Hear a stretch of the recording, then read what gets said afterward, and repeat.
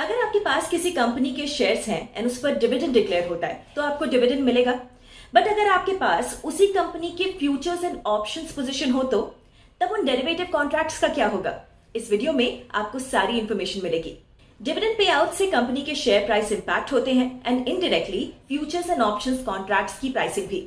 ऐसा इसलिए क्योंकि derivative contract derives its value from the underline that is the shares. इसलिए एक्स डिविडेंड डेट पर डेरिवेटिव कॉन्ट्रैक्ट्स में प्राइस एडजस्टमेंट होता है। बट ऐसा होता क्यों है? Let's find out. Ex dividend date पर कंपनी के शेयर प्राइस में करेक्शन होता है by the amount of dividend paid. For example, अगर कंपनी 5 रुपीज पर शेयर का डिविडेंड डिक्लेयर करती है देन उसका स्टॉक प्राइस उतने अमाउंट से कम हो जाएगा on the ex date. Hence this payout creates a notional loss in the cash market, but an equivalent amount of dividend is received in the bank.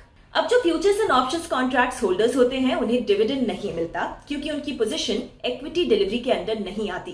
But in contracts के prices को adjust किया जाता है ताकि F&O traders को x dividend date पर mark to market यानी कि एमटीएम लॉस ना हो।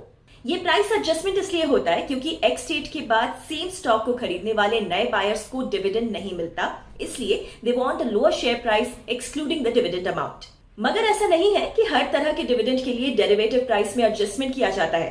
नेशनल स्टॉक एक्सचेंज के according only extraordinary dividend leads to F and O price readjustment. But ये एक्स्ट्रा ऑर्डिनरी डिविडेंड होता क्या है?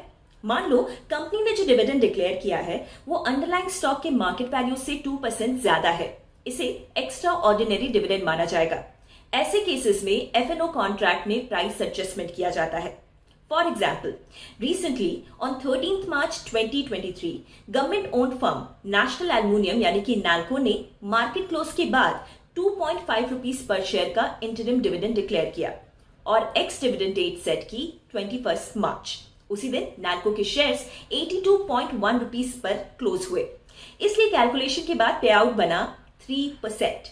अब चूंकि ये 2% के थ्रेशोल्ड से ज्यादा है इसलिए इसे एक्स्ट्रा ऑर्डिनरी डिविडेंड माना जाएगा। ऐसे सिनेरियो में नैल्को के फ्यूचर्स एंड ऑप्शंस प्राइसेस भी एडजस्ट किए जाएंगे effective from 21 March which is the ex date. ये price readjustment futures and options contracts में अलग अलग तरीके से इनकॉर्पोरेट किया जाता है। In case of futures contracts एक रेफरेंस रेट को कंसिडर करके उसमें से टोटल डिविडेंड अमाउंट को सब्ट्रैक्ट किया जाता है। एज रेफरेंस रेट कंपनी के क्लोजिंग प्राइस को कंसिडर किया जाता है। अगर हम नैल्को के एग्जाम्पल को कंटिन्यू करें तो इस केस में रेफरेंस प्राइस 20 मार्च की क्लोजिंग होगी। डिविडेंड पे आउट के लिए एक्स डेट 21 मार्च है।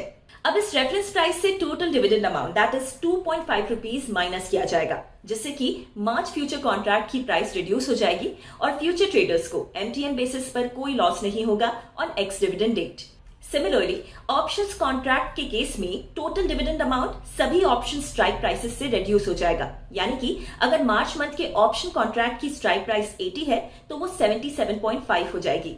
उम्मीद करते हैं आपको ये वीडियो पसंद आया। इसे सबके साथ शेयर कीजिए एंड अपस्टॉक्स को सब्सक्राइब करना ना भूलें। Investment in securities market are subject to market risk. Read all the related documents carefully before investing.